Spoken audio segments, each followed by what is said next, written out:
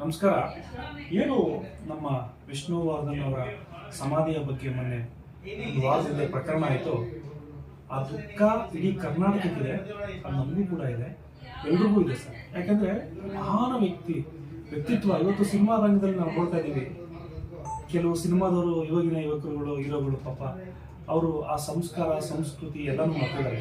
ಆದರೆ ನಮಗೆ ನಮ್ಮ ಬಾಲ್ಯದಲ್ಲಿ ಸಂಸ್ಕಾರ ಸಂಸ್ಕೃತಿಯನ್ನು ಹೇಳ್ಕೊಟ್ಟಿರೋಂಥದ್ದು ವಿಷ್ಣುವರ್ಧನ್ ಇರ್ಬೋದು, ರಾಜ್ಕುಮಾರ್ ಇರ್ಬೋದು, ಅನಂತನಾಗ್ ಇರ್ಬೋದು.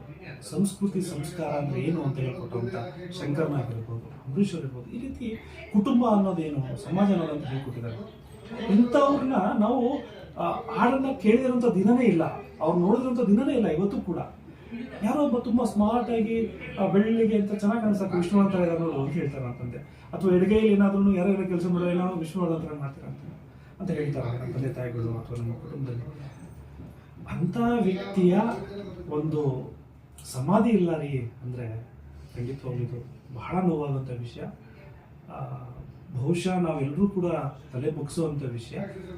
ಹಾಗಾಗಿ ಅವರ ಅಭಿಮಾನಿಗಳು, ನಮ್ಮ ಅಭಿಮಾನಿಗಳು ಅಂತಲ್ಲ, ವಿಷ್ಣುವರ್ಧನ್ ಅವರು ಯಾವತ್ತೂ ಕೂಡ ಈ ಭೂಮಿ ಇರೋರು, ಕನ್ನಡಿಗರವರು ಕೂಡ ಎಲ್ಲರ ಹೃದಯದಲ್ಲೇ ಇರ್ತಾರೆ.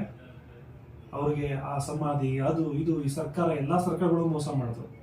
ಆದರೆ ನೀವು ನಮ್ಮ ಮನಸ್ಸುಗಳಿಂದ ಇಂಥ ನಾಯಕರುಗಳನ್ನ, ಇಂಥ ನಾಯಕರಲ್ಲ ಅವರೆಲ್ಲ ಏನು ನಮ್ಮ ಸಿನಿಮಾ ನಾಯಕರುಗಳಲ್ಲ, ಸಮಾಜದ ನಾಯಕರುಗಳು. ನಮಗೆಲ್ಲವೂ ಕೂಡ ಒಳ್ಳೆ ಸಂದೇಶವನ್ನು ಕೊಟ್ಟಂಥವ್ರು. ಚಿತ್ರವನ್ನ ಬರೀ ಕುಡಿದು ತಿಂದು ಮಜಾ ಮಾಡೋಕ್ಕೋಸ್ಕರ ಅಥವಾ ಜನರನ್ನ ದಾರಿ ತಪ್ಪಿಸೋಗೋಸ್ಕರ ಸಿನಿಮಾ ಮಾಡಿದ್ರಲ್ಲ, ಜನರನ್ನ ಒಳ್ಳೆ ರೀತಿ ಕರ್ಕೊಂಡು ಹೋಗುವಂಥ ಸಿನಿಮಾಗಳು ಮಾಡಿದಂಥವ್ರು. ಅದನ್ನ ನೋಡಿ ನಮ್ಮ ಕುಟುಂಬದಲ್ಲೋ ಬೇರೆ ಕುಟುಂಬದಲ್ಲೂ ಎಷ್ಟೋ ಜನ ಕಲ್ತಿದ್ದಾರೆ, ಎಷ್ಟೋ ಜನ ಇವತ್ತು ಅನ್ನ ತಿಂತಾ ಇದ್ದಾರೆ.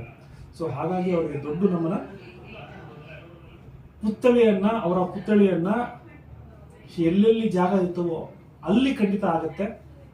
ಆದರೆ ಅವರ ಸಮಾಧಿ ಖಂಡಿತ ನನಗೆ ಮುಗ್ಸಕ್ಕಾಗ್ತಿಲ್ಲ, ಅವ್ರ ಸಮಾಧಿ ಎಲ್ಲೂ ಇಲ್ವಲ್ಲಪ್ಪ ಅನ್ನೋ ನೋವಿದೆ. ಸೊ ಹಾಗಾಗಿ ಒಂದು ಅವರ ನೆನಪಿನಲ್ಲಿ ಒಂದು ಅಣುಕು ಒಂದು ಸಮಾಧಿಯನ್ನಾದರೂ ಮಾಡಿ ನಮ್ಗೆ ಒಂದು ಫೀಲ್ ಬರೋ ರೀತಿ ಆಗಾದ್ರೂ ಕೂಡ ಮುಂದೆ ನಾವು ಮಾಡಬೇಕಂತ ಕೇಳ್ಕೊತೀವಿ. ನಮಸ್ಕಾರ ಸರ್.